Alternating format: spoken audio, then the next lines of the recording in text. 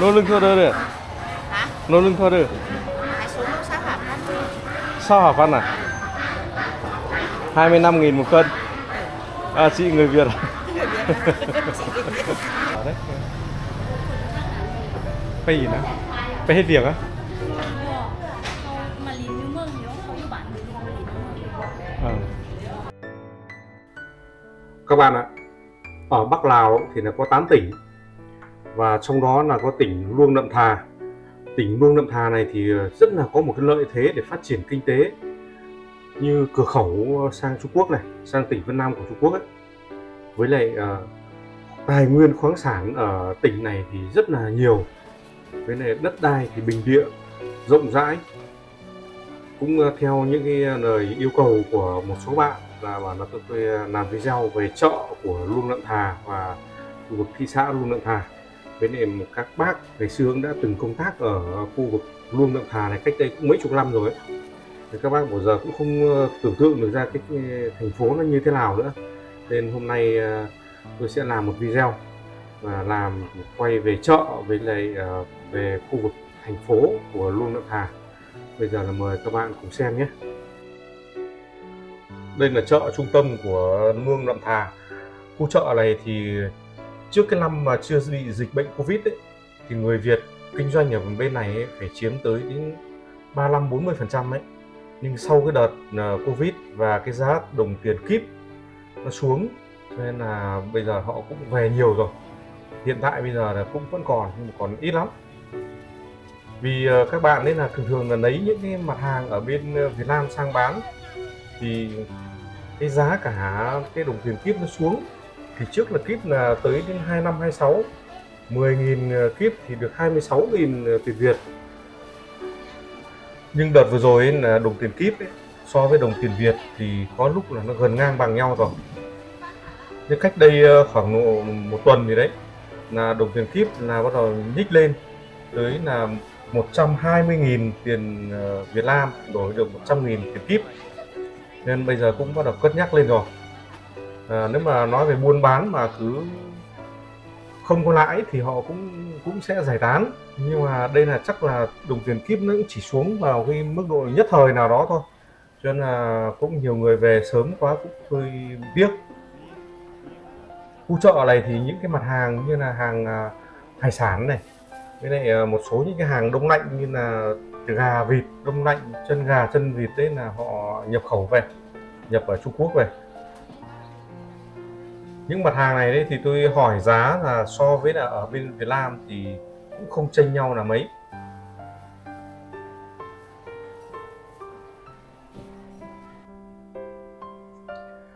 Quán ăn thì lần trước nó ở khu thị xã Luông Nậm Thà này có tới đến 5-6 quán ăn người Việt Nam làm. Nhưng hiện tại ngay bây giờ đấy là chỉ còn đúng vợ chồng anh này là anh ấy tồn tại ở đây thôi. Còn những cái quán kia là trả nhà đi về hết. Anh này thì nhà anh ở bên Đà Nẵng. Nhưng anh này thì sang anh có một cái mảng nữa đó là chuyên đi sơn nhà. Anh có đến hơn chục thợ là đi nhận sơn khoán của các công trình. Còn đây là vợ anh bán hàng ở đây. Cho nên là kể cả là có như thế nào thì anh vẫn tồn tại được. Nhưng hiện tại như chị nói thì ở đây bây giờ là khách khứa là vẫn bán đều chứ cũng không ế đâu. Vì bây giờ là chỉ còn một mình gia đình nhà anh bán là quán cơm Việt với quán nhậu đồ Việt ở đây thôi. Nhưng nói là đồ Việt nhưng mà toàn người Lào đến là ăn uống ở đây thôi. Sau cái đợt dịch bệnh xong lại đồng tiền kíp nó xuống nên là mọi người là làm ăn không được là mọi người sẽ về. Đợt vừa rồi là tôi thấy cũng có mấy người này sang thăm lại thị trường mà có lẽ là lại phải quay lại để làm ở bên khu Luông Nậm Thà này. Luông Nậm Thà này thì nó có một cái tiện là cái đường đi lại ấy. Bây giờ nó có tàu cao tốc đi từ ở Viêng Chăn lên trên Luông Nậm Thà. Và những cái mặt hàng từ ở cửa khẩu Bõ Ten sang Luông Nậm Thà này thì rất là tiện. Đây như cái quán ăn của bác người Lào này này, bác bán là cũng cứ đều khách lắm. Đầu tư thì cũng cứ bình thường thôi, ghế rồi bàn ghế thì cũng bình thường, nhưng mà cũng đông khách lắm.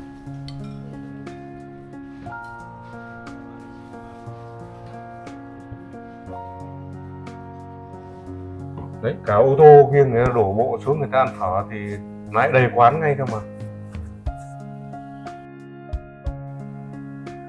Luông Nậm Thà là công việc làm của người dân là rất là nhiều.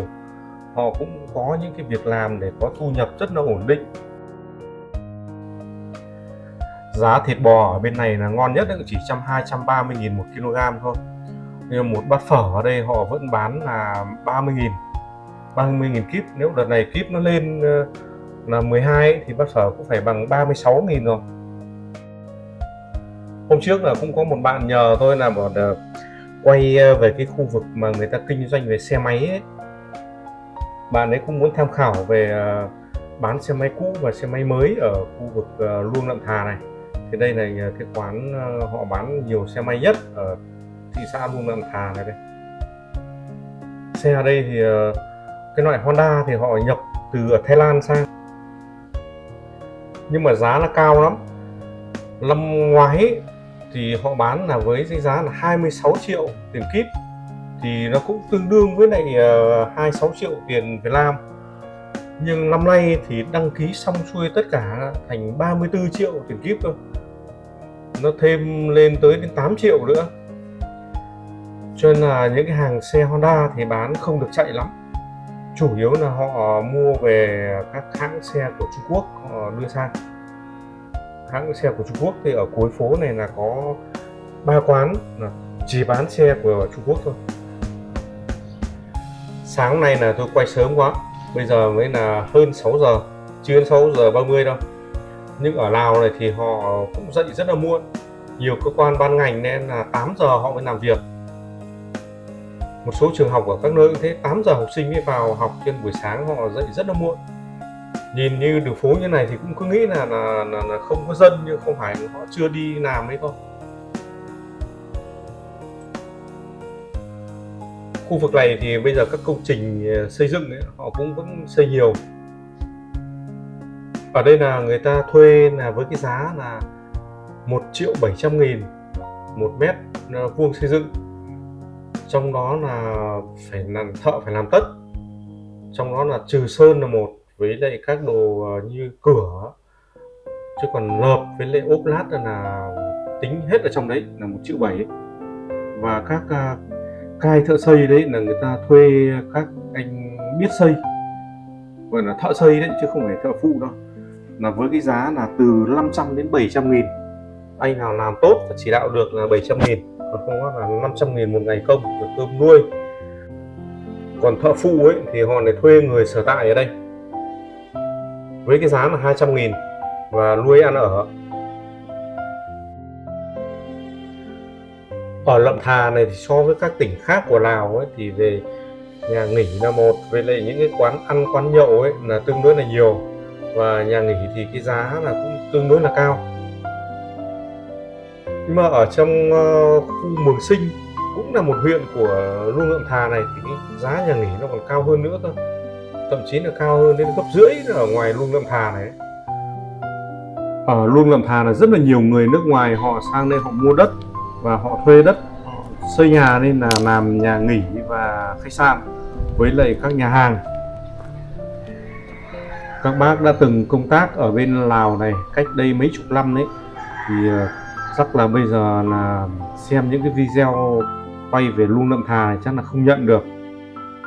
Nó cũng nhiều cái là nó khác đi nhiều lắm rồi. Nhưng mà cánh đồng này thì các bác nhìn là các bác sẽ nhận được ra ngay đây. Các bạn quan sát xem cánh đồng của Luông Nậm Thà này, nếu nói về diện tích thì cũng không thua kém gì diện tích của cánh đồng Mường Thanh của tỉnh Điện Biên đâu. Đất là rất là đẹp. Tất cả khu dãy đồi bên trong kia là họ phủ hết cao su rồi. Rất là nhiều khu vực là đang được thu hoạch mủ cao su rồi.